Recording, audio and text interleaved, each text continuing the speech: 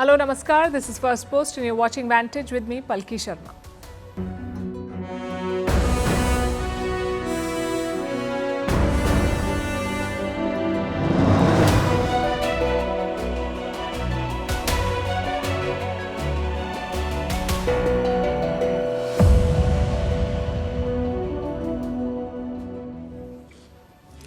Today was a big day in India's parliament. There was a debate on Operation Sindoor and it was no holds barred. The opposition cornered the government on Donald Trump and jet losses. The government hit back with clear and concise answers. We'll tell you what both sides said. Also, when Prime Minister Modi is expected to step in. Meanwhile, India is pushing on with its China reset. New joint ventures with Beijing have been approved. In the West, there's a breakthrough. The US and the European Union have struck a trade deal. What's in it for both sides? And what is Donald Trump doing in Scotland? Is he there for business or politics? In Gaza, aid has finally started trickling in, but is it too little too late? In other news, Russia and North Korea have restarted direct flights and Thailand and Cambodia have agreed to a ceasefire. What did their 5-day fight achieve? All this and more coming up. The headlines first. France and Saudi Arabia renew calls for a two-state solution. Both nations are leading a high-level conference at the United Nations on the subject. This follows President Emmanuel Macron's announcement last week. France will recognize Palestine as a state in September. China and the US kick off a new round of trade talks today. Both sides are meeting in Stockholm. The talks are expected to last 2 days. Beijing has called for trade based on reciprocity. This comes after the US struck a deal to tax EU imports at 15%. Firefighters battle wildfires across Turkey amid a severe summer heat wave. Over 3,000 people have been displaced so far. 14 people have died over the past week and 19 villages have been evacuated. America's aviation regulator begins investigation into an American Airlines flight that had to be evacuated. Flight 3023 aborted takeoff over the weekend in Denver. The plane had suffered a landing gear issue. Flames were seen around the wheel of the Boeing 737 MAX 8 aircraft. Passengers used emergency slides to escape, including several children. The flight was headed to Miami. And the abbot of China's Shaolin Temple is under investigation. Shi Yongxin is accused of embezzlement and quote-unquote improper relationships with multiple women. The temple in Henan province attracts thousands of disciples each year. Shi Yongxin, known as the CEO monk, has led the temple since 1999.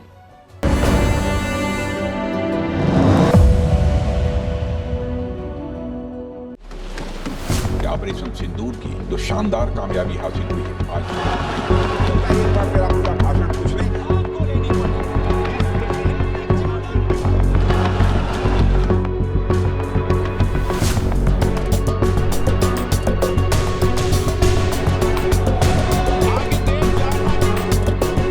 यह मानना कि यह operation किसी दबाव में रोका गया है।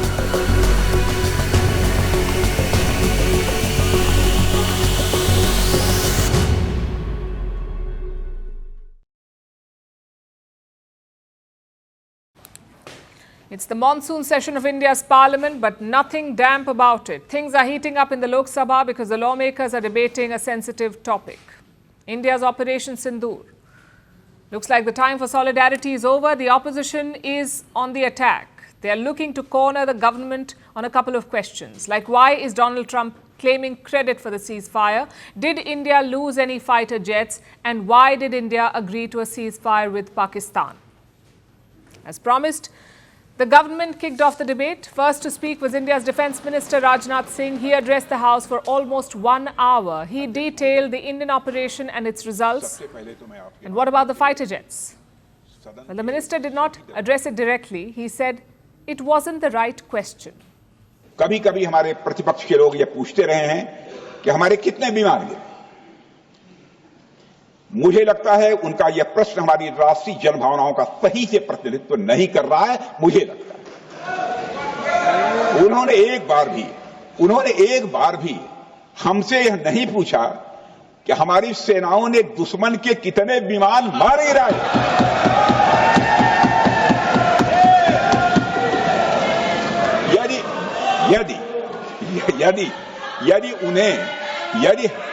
यदि उन्हें प्रश्न पूछना ही है अध्यक्ष महोदय, तो उनका प्रश्न यह होना चाहिए, क्या भारत ने आतंकवादी ठिकानों को तबाह किया? तो उसका उत्तर है हाँ। Now, to give you some context, Pakistan claims they shot down 5 Indian jets. New Delhi has not confirmed this, but they have admitted some losses. It's not clear what or how many. The opposition has jumped on this. Today, they fielded Congress leader Gaurav Gogoi. He is the deputy leader of the opposition. His remarks focused on 2 questions. Why are jet losses being hidden? And why have the Pahalgam terrorists not been caught yet? बहुत से सूचनाएं दी उन्होंने, बहुत से जानकारी दी, लेकिन रक्षा मंत्री होने के नाते ये नहीं कहा कि पहलगाम में दहशतगर्द कैसे आए। आज हमें स्पष्ट रूप से आदरणीय राजनाथ सिंह जी बताएं, देश पर विश्वास करें, देश में वो साहस है सच्चाई सुनने की। आज आप बताएं कितने लड़ाकू जहाज गिरे। हमारे में वो साहस है, क्योंकि ये सूचना, ये सच्चाई सिर्फ देश के नागरिकों के लिए नहीं, ये सूचना, ये सच्चाई हमें देश के जवानों को भी देना है। Of course, these are operational details. The Air Force was also asked about the alleged losses and they too had refused to respond. It's not a conversation that can be held in Parliament, apparently, which is why the debate turned to another topic. Donald Trump. The US president has repeatedly claimed credit for the ceasefire. He says he used trade to strike a ceasefire. Again, India has denied this, but the opposition wanted more clarity. Why wasn't the government taking on Donald Trump? Also, why didn't more countries support India? 28 bar America के मुखिया ने अपने मुंह से ये बात कही और लगातार कह रहे हैं, लेकिन हमारे देश के मुखिया ने एक बार भी उसका खंडन नहीं किया कि अमेरिका के राष्ट्रपति झूठ बोल रहे हैं, गलत बोल रहे हैं। या तो आंख दिखाओ या हाथ मिलाओ, या तो बातचीत करके अमेरिका से संबंध सुधारो और डोनाल्ड को चुप कराओ, डोनाल्ड का मुंह बंद कराओ, नहीं तो हिंदुस्तान में मैकडोनाल्ड को बंद कराओ। इर्द गिर्द हमारे जो राष्ट्र है, एक राष्ट्र हमारे साथ नहीं बात करता। हम तो विश्वगुरु है, पूरे दुनिया में घूमते हैं, 200 राष्ट्रों में गए, पाकिस्तान के आतंकवाद के बारे में बात करते हैं। आतंकवाद के लिए हम कॉम्प्रोमाइज नहीं करेंगे, नहीं करना चाहिए। These are all questions on diplomacy. So Foreign Minister S. Jaishankar stepped up. He spoke for almost 40 minutes. First, the minister set the record straight on mediation. He said there were no talks with the US on trade. After that, he switched to politics. Minister Jaishankar listed out some of the past failures, like the inaction after 26/11, the Mumbai attacks of 2008. He also addressed the growing China-Pakistan nexus. Many opposition lawmakers brought it up. They pointed out that China had helped Pakistan during Operation Sindoor. Again, Jaishankar turned the tables. Listen in. At no stage in any conversation with the United States was there any linkage with trade and what was going on. Secondly, there was, please listen. Secondly, there was no call between the Prime Minister and President Trump from the 22nd of April when President Trump called up to convey his sympathy, and the 17th of June when he called up Prime Minister in Canada to explain why he could not meet. Sir, we heard about warnings about China, cautions about China, China is planning this, China is planning that. But sir, I want to remind this House, Doklam crisis was on. The leader of opposition decided to get a briefing from whom? Not from the government, not from the emir, from the Chinese ambassador. Minister Jaishankar also spoke about India's new policy or the new normal. He listed out 5 points. 1, terrorists will not be treated as proxies. 2, cross-border terrorism will get an appropriate response. 3, terror and talks are not possible together. There will only be talks on terror. 4, not yielding to nuclear blackmail. And finally, terror and good neighborliness cannot coexist. Blood and water cannot flow together. That was day one of the debate. We are expecting Prime Minister Modi to step in at some point. He will address the Parliament on Operation Sindoor. Again, this is a major opposition demand. They want to hear from the Prime Minister himself. Plus, the leader of the opposition has not spoken either. So chances are the real fireworks will come later. And I know this is disheartening for many. We saw immense political solidarity after Operation Sindoor. Why isn't that continuing? Why is this an issue to debate? Well, because we are not Pakistan. And this is precisely what sets us apart. We unite when needed, we also question when needed. The Indian opposition wanted a discussion on the operation. Therefore, the Indian government agreed to that discussion. Two top ministers briefed the Lok Sabha. They also spoke for almost 95 minutes combined. And they tried to answer the key concerns. That is what democracy looks like. Of course, it wasn't perfect. Such discussions require a level of restraint at times that was missing. One opposition lawmaker said the country wanted Operation Tandoor, not Operation Sindoor. Such comments lack nuance and restraint. More importantly, they do not really add to the debate. If you ask the opposition, I'm sure they have concerns too. Maybe they feel the government dodged some questions. Maybe they feel more explanations are needed. The fact is, this is not about making everyone happy. This is about the process. The parliament is the highest forum of debate in our country. Today showed that nothing is off limits there. Not even conflicts and airstrikes. Operation Sindoor showed India's political unity. These debates show our political robustness.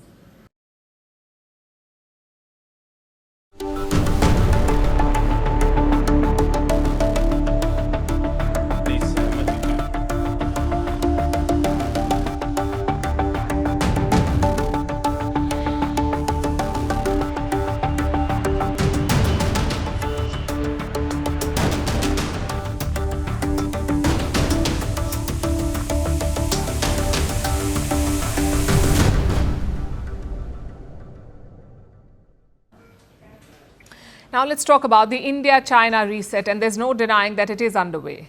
And I'll tell you why I say this. Beyond the ministerial visits and engagements that we've seen over the past few months, India has made two significant moves over the past week. First, it started issuing visas for Chinese tourists, and now India is allowing joint ventures with Chinese companies. A new deal has been cleared. This is in the electronics sector. The deal is between an Indian and a Chinese company, Dixon Technologies from India and Longcheer Technology from China. Now, Dixon is a well-known contract manufacturer. It supplies to companies like Samsung and Xiaomi. And Longcheer is a Shanghai-based company. It designs smart devices like your phones and tablets. So there's clear synergy between these two partners, and they want to make the most of it. Dixon and Longcheer want to manufacture electronics, stuff like smartphones, tablets, smartwatches, and smart car devices and consoles. So their goals and interests align, and they're coming together. What does it mean for Indian industry? Well, we can think of two positives. One, they can do business with China again. Just like Dixon, there are many other companies that are keen to sign ventures with Chinese players. Those deals have a better chance of being cleared now because New Delhi seems to be open to the idea. So that's the first positive. Second, these JVs come with strong protections. Take the Dixon deal, for instance. They have a 74% share in the arrangement. Longcheer, the Chinese partner, will have 26%. And other JVs are likely to follow a similar structure, which puts Indian businesses in the driver's seat. The Indian side can dictate the day-to-day functioning of the business, and they will have the final say on all significant decisions. So Indian businesses are protected. At the same time, they get access to Chinese know-how. Looks like a win-win for both sides, but as always, there is a catch. These joint ventures will survive only if Beijing meets New Delhi halfway. Only when they actively facilitate such initiatives. And on this count, China's track record has been patchy. In the past, they have actively lobbied New Delhi for greater access to India and its markets. At the same time, they have tried to sabotage genuine collaboration. On this show, we've been telling you about Foxconn. It is the biggest supplier of Apple. Foxconn is a Taiwanese company. It used to make most of its products in China. But recently, Foxconn diversified into India. They set up plants in India, and they started making products like iPhones and AirPods here in India. And how did China respond? It started by placing it started placing roadblocks. First, Foxconn's engineers were pulled from Indian factories. More than 300 Chinese workers left India. Reports say China informally pushed for this. It verbally encouraged regulators and local governments in China to curb access. It blocked the flow of Chinese technology and equipment. It also held up the supplies of raw materials. Again, this is something that we've been reporting on. Foxconn has been struggling to import some rare earth minerals. These are critical to make electronics. And China has curbed their supplies. So on one hand, China talks about greater collaboration. On the other, it uses export controls against India. This is clearly an attempt to slow down India's progress. It is quite possible that India-China JVs may help iron out some of these issues. They might force China to keep the raw materials flowing and open up access to technology, because not doing so would hurt Chinese companies too. You see, in a joint venture, they're not just suppliers, they're also stakeholders. They have as much to lose as their Indian partners. So logic says that the Chinese chokehold will ease, but experience says do not count on it. Beijing is not famous for keeping its promises. Also, India cannot just look at the business in isolation. We have an unresolved, conflict-prone border, China's constant backing to terror state Pakistan, and a history of betrayals. In the age of Donald Trump and trade chaos, this reset may be a political exigency, but India will have to tread with caution.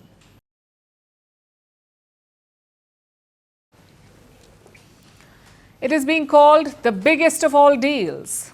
After months of threats, intense negotiations, and a lot of media frenzy, the United States and the European Union have struck a trade deal, a deal that Donald Trump calls the largest in history. So we have good news. We've reached a deal.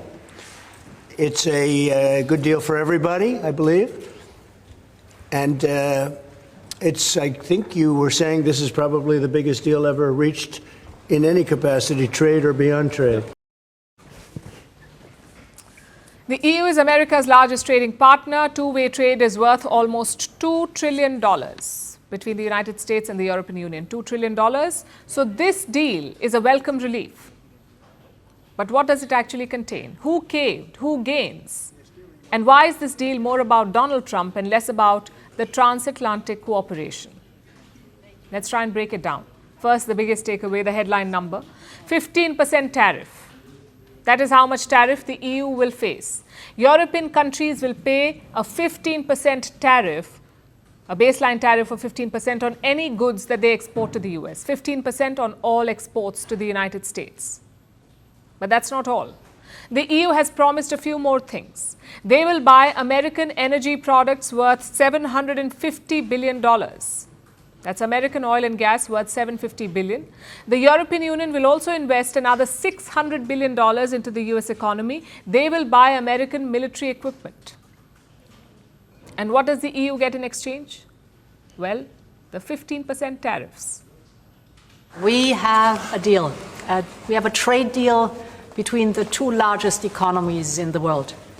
And it's a big deal. It's a huge deal. It will bring stability. It will bring predictability. That's very important for our businesses on both sides of the Atlantic. It's 15% tariffs across the board, all inclusive. So is a 15% tariff high? Yes, it is. Is it catastrophic? Not exactly. You see, the EU was bracing for a 30% tariff. Had there been no deal by August 1st, they would have been slapped with a 30% tariff. So settling at 15% is like dodging a missile, and yet it's much higher than the pre-Trump average. Earlier, it was just under 5% tariff. Now it is thrice that number, 15%. So you cannot really call it a win. It's the lesser of the two punishments. Trump gets to say that he was tough on trade, and EU President Ursula von der Leyen gets to say that she avoided disaster. What about everyone else? Well, they will just pay the price. So let's look at the biggest winners and losers. And we'll start with the winners. The first is obviously Donald Trump. He gets another win. He is the one who pushed for this trade war, and now he has what he calls a mega deal. One that Europe had no choice but to sign. So for Donald Trump, This is a big moment. They're agreeing to open up their countries to trade at zero tariff. So that's a very big factor. Opening up their countries, all of the countries will be opened up to trade with the United States at zero tariff. And they're agreeing to purchase a vast amount of military equipment. We don't know what that number is, but I'm going to let you say, but I think it's the biggest deal ever made. The second winner is American business, companies in the energy and defense sector. Europe wants to wean itself off Russian gas. It has pledged to $750 billion of energy products. This is what they'll buy from the US. It's quite the windfall for American LNG, liquefied natural gas. Then there are the weapons manufacturers. Europe has a war waging at its borders. Countries are increasing defense budgets. NATO is increasing its defense spending. All of this will be a boost for the US defense sector. The third winner is the stock market. You see, investors hate uncertainty. And this deal has delivered clarity. Even if that clarity comes with tariffs, they at least know what's happening. Of course, not everyone came smiling out of this, which brings us to the biggest losers. First is the European Union. This is a 27-member bloc, and they had to sign off on this deal. But behind the scenes, there are complaints. The deal has exposed the divisions. France has called it a quote-unquote dark day. Italy says more work needs to be done, but the harshest criticism came from Hungary. Prime Minister Viktor Orbán said, and I quote, "Trump ate von der Leyen for breakfast." But what I see, and at first glance is obvious to me, is that this is not an agreement made by President Donald Trump with Ursula von der Leyen. But Donald Trump ate Ursula von der Leyen for breakfast. That's what happened. More work will need to be done on the agreement, because what was signed yesterday is a legally non-binding preliminary agreement, so further detail is still needed on certain aspects. There is still a fight to be had, and as a result of this work, support will need to be provided both at the national and European level for sectors that may be particularly affected by this decision. What troubles us is when we are taxed and, in return, American goods are not at all taxed. And so this is where we should consider this deal as unbalanced and work toward the next steps. The second loser in this deal is the German auto industry. Technically, tariffs on EU cars have reduced. Trump previously put them at 27.5%. Now it's down to 15%. But even this is going to hurt. Germany's high-volume exporters like Volkswagen, BMW and Mercedes will take a hit. We are facing tariff levels that we have never seen before. We know that apparently no other outcome was possible in the negotiations. So we're not saying that the negotiations were poorly conducted. But this is the beginning of a new world trade order with tariff levels that we consider to be very negative. And there's another problem here. This so-called mega deal does not cover everything. European steel still faces a 50% tariff, 50%. Also for now, pharma and semiconductors are under 15%, but this matter is not settled. The deal leaves a door open for as much as 200% tariffs in future. All in all, it sounds like a bad deal for the Europeans. Then why did they agree?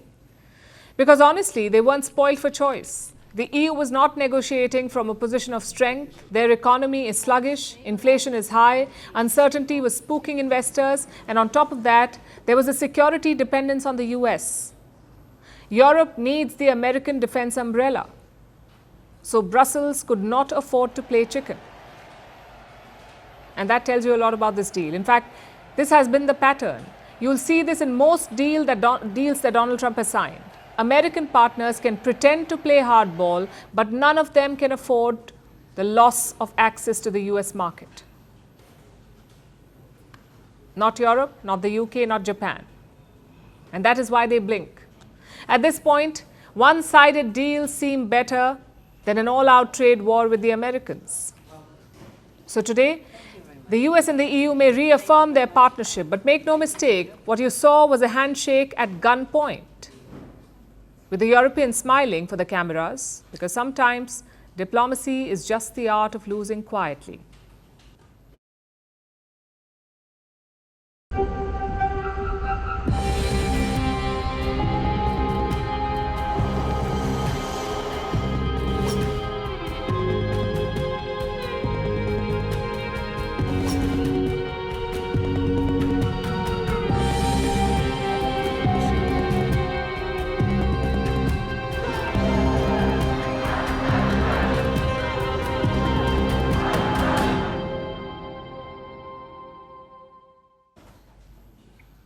Scotland is no stranger to Donald Trump. He visited in 2006, pledging to build the world's greatest golf course. Back then, he was a hotelier, best known for his glitzy buildings.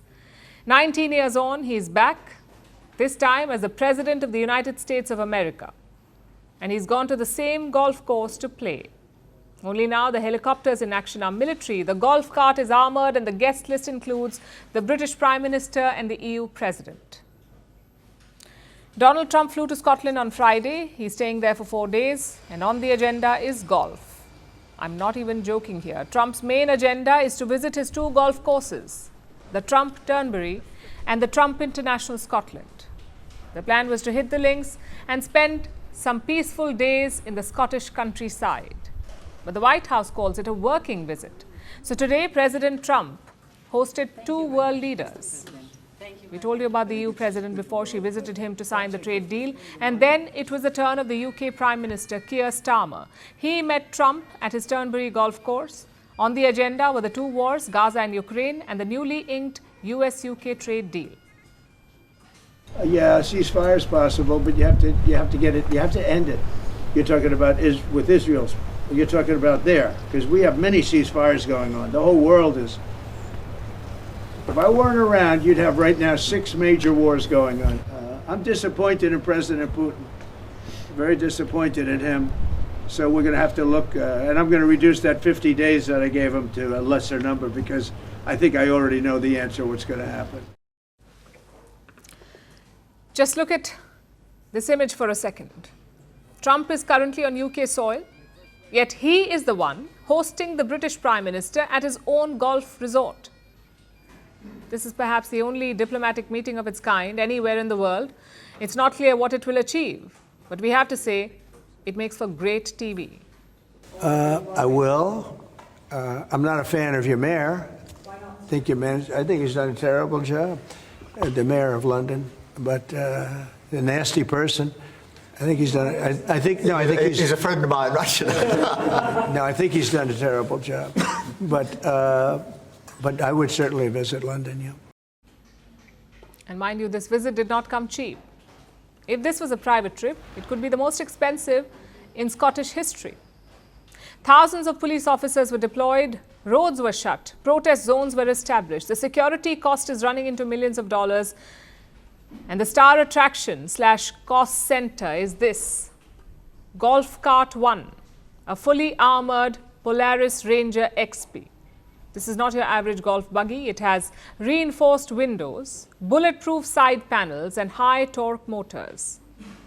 Yet it is light enough to not damage the grass. So Golf Cart 1 can withstand an ambush. But it can also deliver Trump safely to the 18th hole. And why choose Scotland of all places? Long story. Trump's Scottish saga began with his mother. She was born on the Isle of Lewis. So he has ancestral ties here. Donald Trump says his golf resorts were tributes to her, his mother. But the Scots were not charmed. His first project tore through protected sand dunes. He insulted locals who refused to sell their land. Environmental groups protested against him. And this time too, the reception was not exactly warm. There were protests against Donald Trump. Protesters waved banners. Trump was even booed. But the US president looked quite unfazed by it. He even waved to the people from the golf course. I'm very much against everything that Trump stands for and what he's doing in America. So I want people to know, the Americans know that we're very much pro them, their democracy, but we really want the lies, the falsehoods, the racism, the fascism to stop. He shouldn't be here. we shouldn't give him airtime. Somebody like that and who has those standards, I don't think should be welcome in this country. Donald Trump is not like any other world leader, and that's an understatement. He uses his hobbies to his advantage as a stage for foreign policy, as a branding exercise, and as a diplomatic weapon. Former South Korean President Yoon Suk-yeol took up golf to impress Trump. South African President Cyril Ramaphosa brought 2 golfers with him during his US trip, just to convince Donald Trump. And this visit is no different. Want a trade deal? Walk 9 holes with Trump. Want to discuss Gaza? Meet him at the clubhouse. Want to keep his attention? Compliment the grass. You could say Trump's trip to Scotland was a reminder that in his world the lines blur between private and political life, between golf and geopolitics. And while it may seem strange to others, for Trump, it's business as usual.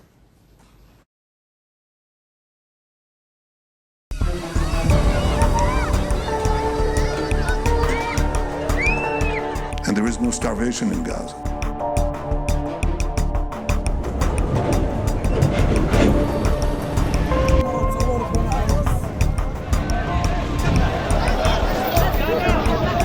Somebody say thank you. No other country gave anything. We gave $60 million.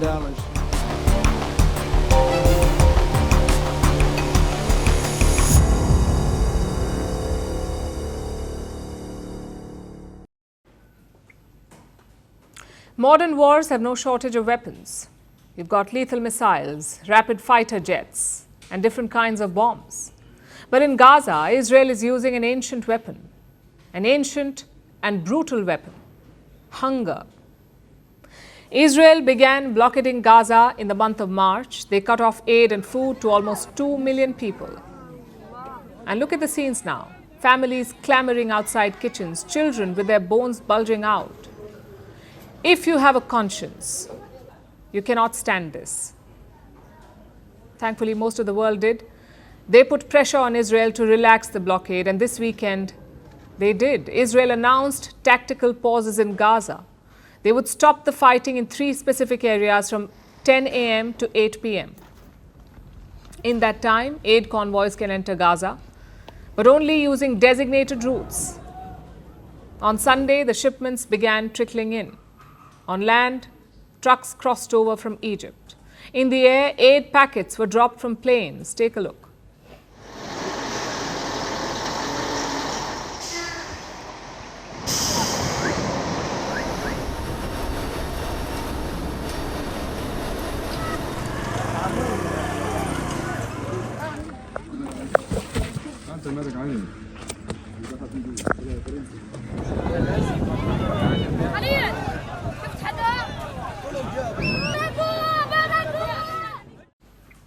The good news is aid is entering Gaza. The bad news is it's not enough. The United Nations says Gaza needs 500 to 600 trucks of aid every day. But on Sunday, only 120 trucks entered, so the scale has to be ramped up. Just one problem though. Israel may not be open to that. For starters, they're not even acknowledging the problem. Prime Minister Netanyahu is denying the obvious. He says there is no starvation in Gaza. Israel is presented as though we are applying a campaign of starvation in Gaza. What a bold-faced lie. There is no policy of starvation in Gaza, and there is no starvation in Gaza. We enable humanitarian aid throughout the duration of the war to enter Gaza. Otherwise, there would be no Gazans. Well, that is simply not true. 147 people have died of starvation in Gaza. 88 of them are children. Yet Israel refuses to acknowledge it. That is the first problem. Secondly, the attacks continue. Overnight, Israel launched airstrikes on Rafah. They killed at least 25 Gazans. And they're not stopping. Israel is asking Hamas to release the remaining hostages. If not, they say that the gates of hell will open. If Hamas does not release the hostages, the gates of hell will open in Gaza. Beyond what is being done with great force, we will do, and will do much more. Many would say the gates have already opened. Children are dying of hunger almost every day. If this is not hell, what is? Just look at some of these pictures. Gaza resembles a biblical wasteland right now. There is rubble all around, not a single building in sight, and streams of men carrying food on their back.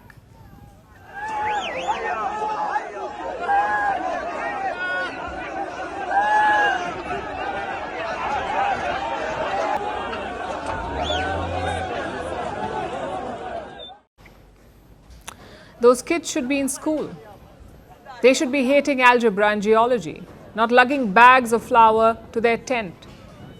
Seeing these pictures, something has snapped. Even Israel's allies have had enough. Last month, almost 30 of them wrote a joint statement. They asked Israel to end the war now. Israel may not have heeded that advice, but they have been forced to let aid in. So it's a start. But what next? Well, the global campaign continues. Last week, France decided it will recognize Palestine. This week, the Dutch have made a move. They have listed Israel as a security threat. Let that sink in. The Netherlands is a key ally of Israel, yet they have listed Israel as a threat. The list also includes Iran, Russia, and Turkey. All of them have been accused of running disinformation campaigns, of trying to manipulate public opinion. Israel is part of that group now for the Netherlands. In the UK, Prime Minister Keir Starmer is under pressure. He has recalled his cabinet members. He will hold an emergency meeting on Gaza. Chances are recognition of Palestine could be on the table. But that's not Starmer's trump card. His trump card is literally Donald Trump. At this point, only one country is standing with Israel, and that is the United States of America. If Trump backs him, Netanyahu will keep fighting. If not, he may stop. As we told you, Trump is in Scotland right now, but he is keeping an eye on Gaza. Trump says Hamas is playing hardball, so Israel is going to have to make a decision. And I said, when you get it down to a certain number, you're not going to be able to make a deal with Hamas, because once they give them up, then they feel that that's going to be the end of them.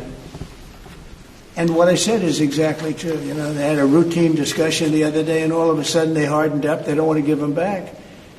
And so Israel's going to have to make a decision.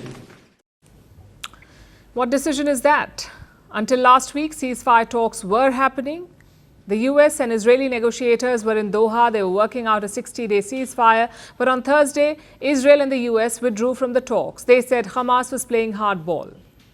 Now, I know what you're thinking. Why doesn't Hamas just give up the hostages? Why not end this suffering? Well, you just heard Trump's assessment. For a change, he's spot on. If Hamas releases the hostages, it will be the end of them. The end of Hamas. Israel will have no reason to be restrained, not that they are right now, but you get the point. Starmer is hoping that Trump can break this stalemate. He has warm ties with the US president. He also has a knack of appeasing him, and we saw that earlier this year. Starmer invited Donald Trump for a state visit to the UK, that too for a second one. No leader has ever been invited for a second time, so Trump will be the first. The question is, can Keir Starmer maneuver Trump again? Maybe dangle the prospect of a Nobel Peace Prize. I know we often joke about it, but if it can end the hunger of Gaza's children, it may be worth a try.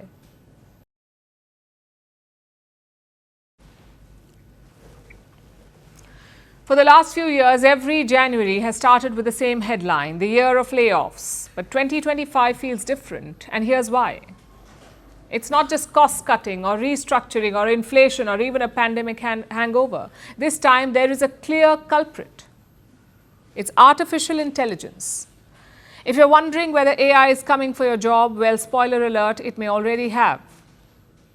Let's start with India's tech titan, TCS, Tata Consultancy Services. They're letting go of 12,000 people.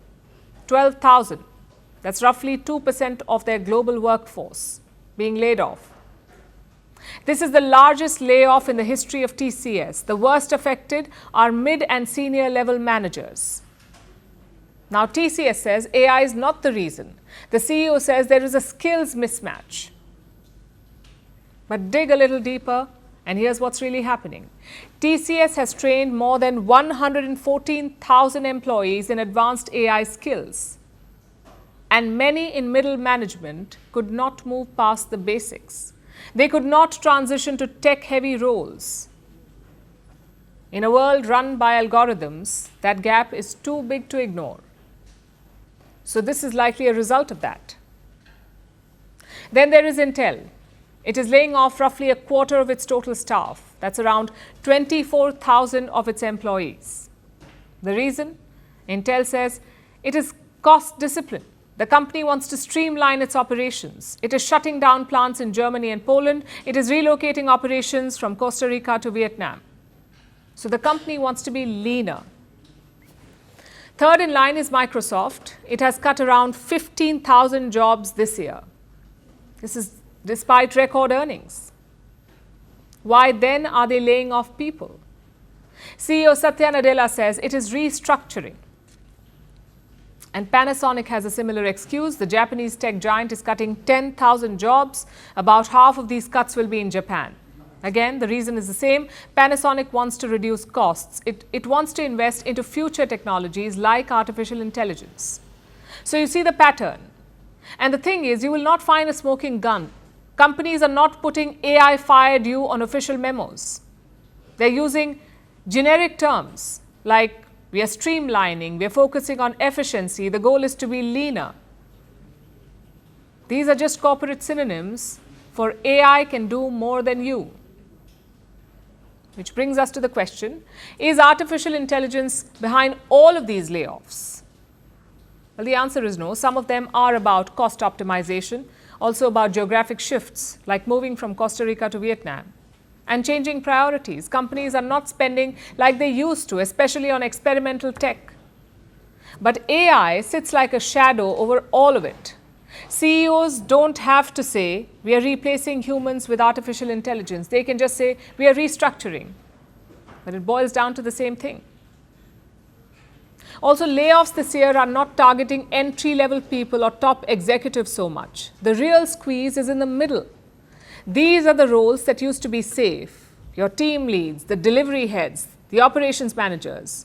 They manage projects and oversaw timelines. But guess what AI is very good at? Scheduling, documentation, and writing status updates. So the era of the middle manager is fading. Companies now either want doers or thinkers. The layers in between are getting peeled off. So what can you make of this trend? The layoffs themselves are big, of course, but they also indicate the future of work. Speed matters more than experience. Output matters more than seniority, and AI skills, they matter the most. The corporate ladder is being replaced. The future belongs to those who can adapt, not just climb. Because, like I said, the ladder is gone. In its place, there's now a road.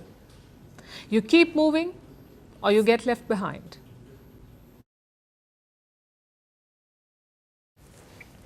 Our next story is about Russia and North Korea. Direct flights have begun between their capitals. A Russian airliner landed in the North Korean capital yesterday. The flight took 8 hours. Why is this news? Because this is the first such flight in 70 years. And this is not just a new flight route. It's a sign of deepening strategic ties. North Korea is already supporting Russia and Ukraine. In turn, Russia is helping Pyongyang break out of isolation. They're moving food, weapons, and now tourists. This flight is doing more than crossing borders. It is mounting a new challenge to Western sanctions. Russia and North Korea are deepening their friendship. Moscow has now launched direct flights to Pyongyang. The first flight took off yesterday. The service is run by Nordwind Airlines. This carrier once known for taking Russians to European holiday spots. Those routes now stand closed after the EU banned Russian flights. So Nordwind has now shifted operations to North Korea. It is taking passengers to one of the world's most isolated states. The flight lasted 8 hours. It will operate once a month for now. The first return flight from Pyongyang will land in Moscow tomorrow. A one-way ticket costs around 45,000 rubles. That's $570. But this is not just about tourism. This is a signal. Moscow and Pyongyang are getting closer. Russia's deputy transport minister called it a milestone. Even the Russian carrier is thrilled. This is a historical event, strengthening the ties between our nations, that you no longer have to go North Korea from the Far East or from Moscow by train over 8 days, but now after 8 hours on a flight, you are in Pyongyang. Cooperation between Russia and North Korea is not only happening now, but also in the 50s and 60s, when we cooperated normally with the Korean people. Now it is strengthening. The symbolism is clear. Russia and North Korea are strengthening their strategic bond. In Ukraine, Pyongyang has provided ammunition. It has also sent troops and supplies. And last year, Vladimir Putin visited North Korea. He signed a mutual defense pact with Kim Jong-un. Now that alliance has wings. This also coincides with North Korea's new push to attract visitors. After years of pandemic lockdowns, some tour restrictions have been eased. In April, foreigners took part in a marathon in Pyongyang. In June, Kim Jong-un unveiled a new beach resort on the East Coast. Its goal is to attract 20,000 tourists a year. But tourism in North Korea remains limited. Entry is tightly controlled. Russian visitors have been allowed, but only on organized group tours. So why does this matter? Because direct flights make a statement. They show that Russia and North Korea are not just talking, they're coordinating. In the middle of global sanctions, in the shadow of war, and in defiance of isolation, Moscow may losing friends in the West, but it is finding new allies. North Korea is one of them. The Moscow-Pyongyang flight connects more than 2 capitals. It brings both sides closer.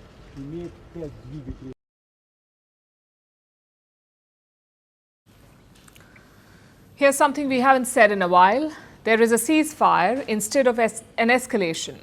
I'm talking about Southeast Asia. Thailand and Cambodia have agreed to a ceasefire. After 5 days, the fighting has ended, and I must say this is a great bit of news. The last thing we needed was another protracted war, especially in Southeast Asia. But how exactly was the ceasefire reached? Will it stick? And what is the impact of this fighting? Well, the ceasefire is a result of mediation. The Thai and Cambodian prime ministers visited Malaysia today. They were hosted by the Malaysian leader Anwar Ibrahim. Ibrahim is also the chair of ASEAN. So he was keen to contain the fighting. But Thailand was reluctant at first. They are much stronger than Cambodia. Perhaps they wanted to establish their superiority. But then came Donald Trump. He threatened tariffs on Cambodia and Thailand. Both countries are looking for trade deals at this point. But Trump said, no deal unless you talk, unless you end the fighting.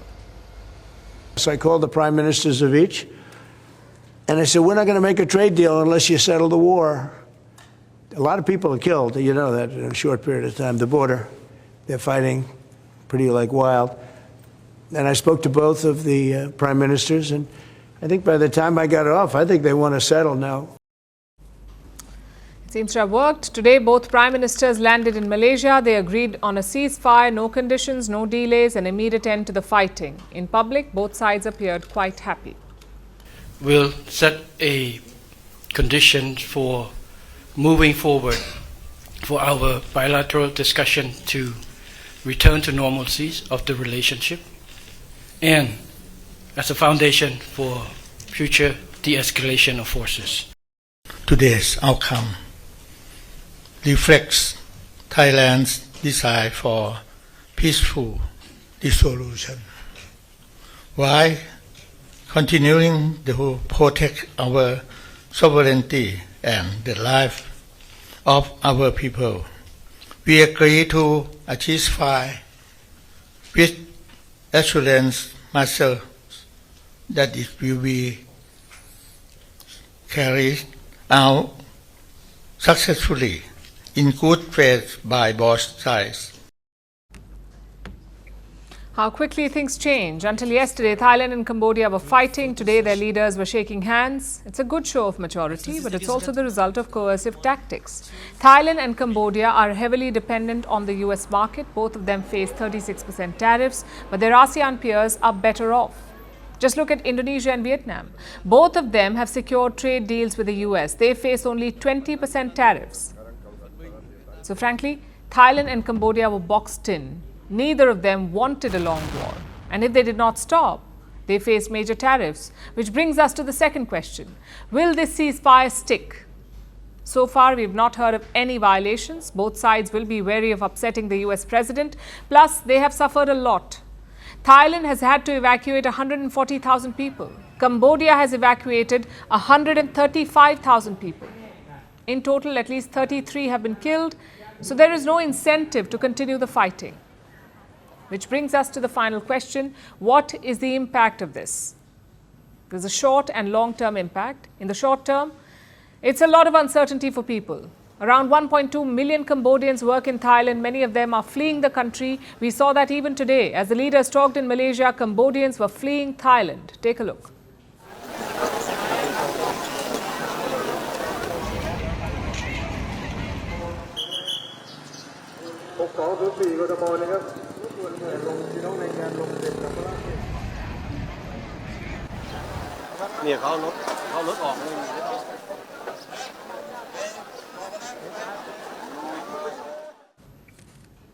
What do these people do? Should they return to Thailand? If they do, are they welcome anymore? Well, that's the short-term worry. In the long term, this dispute will continue to fester because there is no solution yet. The fighting began over a disputed border. It was drawn in the early 1900s during French rule. But Thailand has never accepted it. This round of fighting can be traced back to the month of May. There was a brief skirmish along the border. One Cambodian soldier was killed in the fight. Since then, tensions have been brewing. Military deployment was beefed up. Patrols were ramped up. Diplomats were expelled and finally all-out fighting. We saw similar scenes in 2008 as well. The disputed border led to clashes between the two sides. So it's happened twice in 16 years, and that is the worry. This was not some delicate expansionist plan. Neither side was actively looking for a land grab. In fact, they were looking to de-escalate. At one point, Thailand's suspended Prime Minister used personal diplomacy. She reached out to Cambodia's former strongman. Yet, things at the border deteriorated. It tells you how dangerous such disputes are. You don't need a well-planned escalation. All you need is a skirmish or a mishap at the border. Even that could drag you to a war.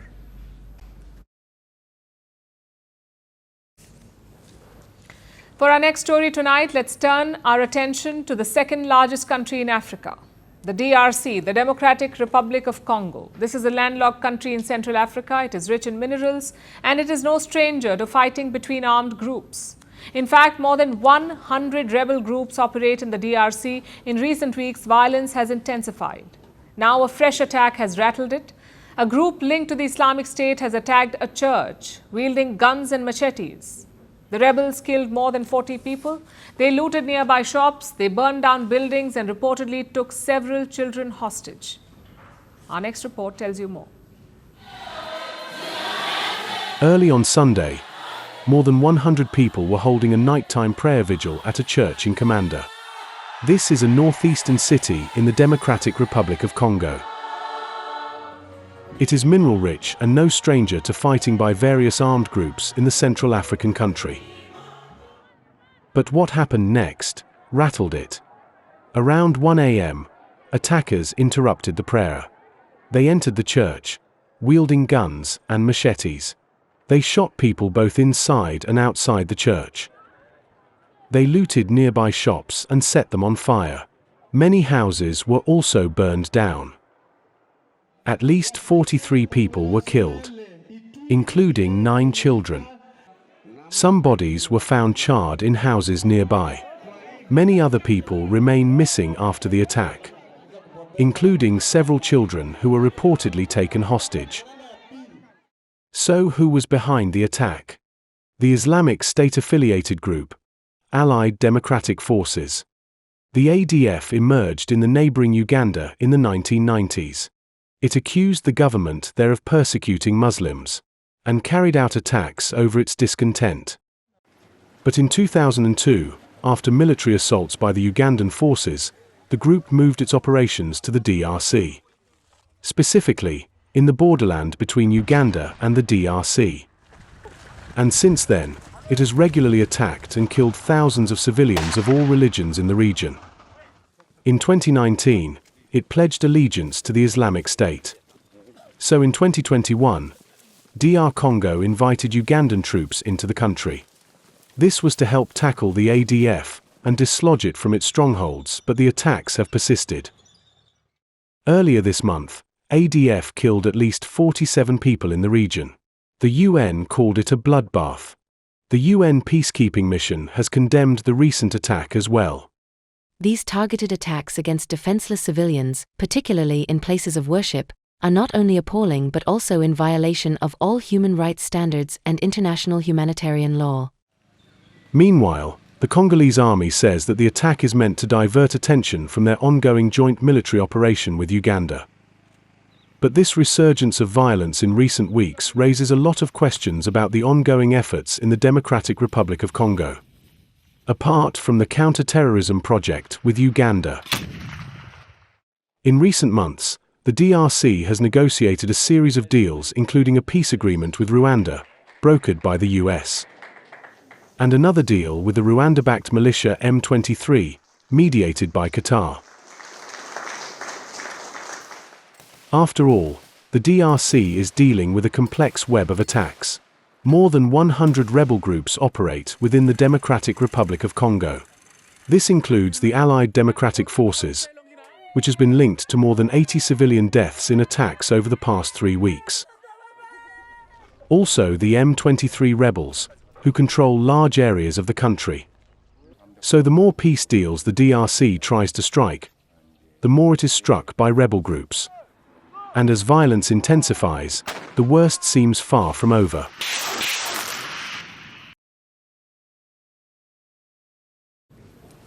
When ChatGPT launched in 2022, it startled the world with its ability to emulate human language. It became the fastest growing platform in history. Since then, ChatGPT has become increasingly commonplace, not just as a poem writer or a math helper, but also as a personal cheerleader, a life coach, and even a therapist. Millions of people are turning to ChatGPT for emotional support. They're sharing personal experiences, private thoughts with the AI chatbot. And in turn, the bot is giving them advice, or what many are calling AI therapy. Now, as you already know, traditional therapy comes in different forms, but it shares a common feature. Therapy is a safe space, but that's not the case with AI therapy. In fact, Sam Altman has sounded an alarm about it. He is the top boss of OpenAI, the parent company of ChatGPT. He says that your private therapy sessions with ChatGPT are not always private. If you have conversations with ChatGPT, OpenAI staff can read the messages. They may even have to share the conversations. For instance, during legal proceedings, in case of a lawsuit, tech companies are often asked for user data. And if that happens with ChatGPT, Altman says, those therapy-style conversations will have to be shared. They will not have legal protections, like with physical, real therapy sessions, which come with some degree of privacy and doctor-patient confidentiality. And these problems are not limited to ChatGPT, of course. In recent years, a huge spectrum of chatbots has emerged. Some are generic, like ChatGPT. There are also tens of thousands of chatbots specifically built for AI therapy. The popular ones have more than 1 million downloads apiece. Some bots offer different therapist personas, everything from patience to optimism. And if this is not enough, you can also have AI psychologists that impersonate celebrities, like a supportive Beyoncé or a caring Shah Rukh Khan. Of course, none of it is real, but there is a huge demand for it. About 28% people who use AI have utilized it for therapy, 28%. And it is easy to see why. Traditional therapy can be expensive. AI is cheap, if not completely free. Even the most devoted therapist has to eat, sleep, or see other patients, but AI is available 24/7. Traditional treatment can take months, even years, but AI can offer quick solutions. Plus, traditional therapy is hard work. You have to deal with people, you have to build trust, share intimate details. But with AI, it is all too convenient. Some see this as a good thing, especially the AI hype squad, who say that this can alleviate the healthcare burden. In fact, Mark Zuckerberg has joined this chorus. The Meta CEO says everyone should have an AI therapist. Now, this is the same man who wants everyone to have AI friends as well. But that aside, does he have a point? Can AI replace human therapists? Should AI replace human therapists? Before you decide, here is the worrying flip side the AI champions gloss over. In 2022, a user wrote that she wanted to jump off a canyon. A popular therapy bot called it, and I'm quoting, wonderful. Last year, a teen killed himself, allegedly after becoming too attached to a chatbot. Now, these are, of course, worst-case scenarios. Even so, AI is not built to tackle emotional needs by design. It is built using an approach called mirroring. And that means that AI models mirror or copy user behavior. They agree with us, they validate us, they amplify our delusions. And experts say this can be very risky.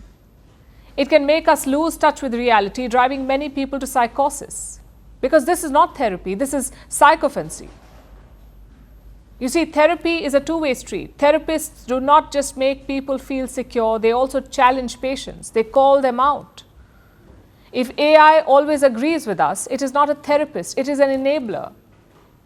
So while we look to AI for advice, we should remember this. Not everything can be outsourced, especially not emotions.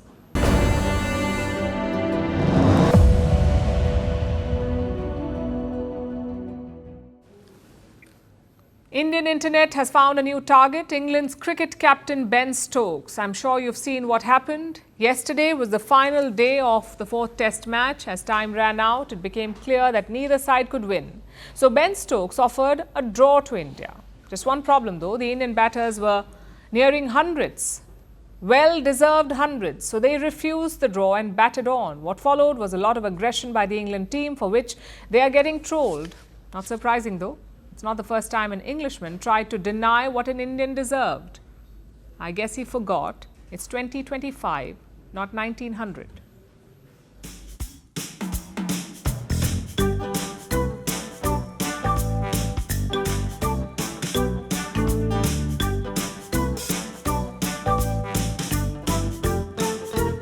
पर ऐसे तो तुम्हें भी कुछ नहीं मिलेगा। कोई परवाह नहीं है। बस करो, हाथ जोड़ो, विनती करो, प्लीज बोलो।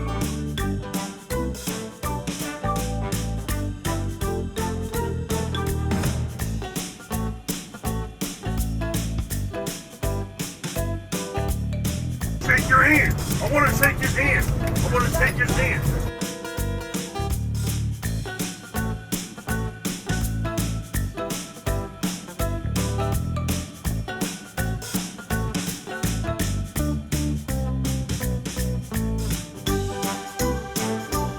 चलिए हटिए हटिए हटिए साइड में हटिए मैडम को आने दीजिए आइए मैडम आइए चलिए take it easy take it easy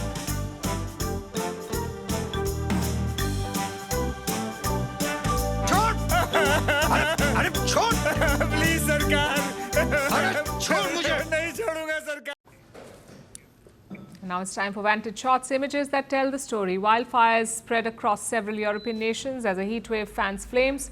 Humanoid robots battle it out in the boxing ring, and golfers brave Arctic snow for the inaugural North Pole Championship. Also taking you back in history, on this day in 1914, the First World War broke out after the assassination of Archduke Franz Ferdinand. Austria-Hungary declared war on Serbia. Russia backed Serbia while Germany supported Austria-Hungary. France and Britain were soon drawn in. What started as a small conflict soon involved 30 countries. It lasted until 1918, reshaping Europe. We're leaving you on that note. Thank you for watching. We'll see you tomorrow.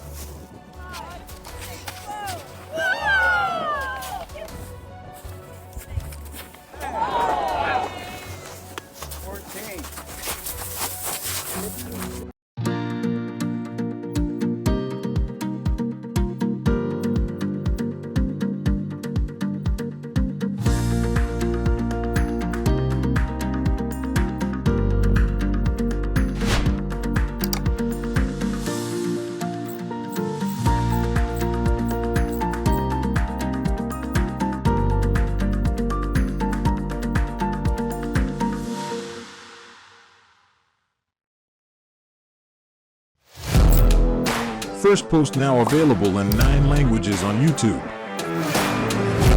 English, Stands at $36 trillion. French, Le FMI, comme German, Geschäftsführenden Direktur, Hindi, $30 trillion kakaijmo. Indonesian, Pemerintah tanpa pemeriksaan. Italian, Sekali radikali.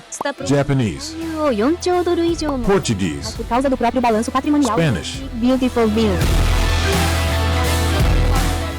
Go to Settings, click on Audio Track and select a language of your choice. Be the first to know what's happening around you in your first language. Firstpost.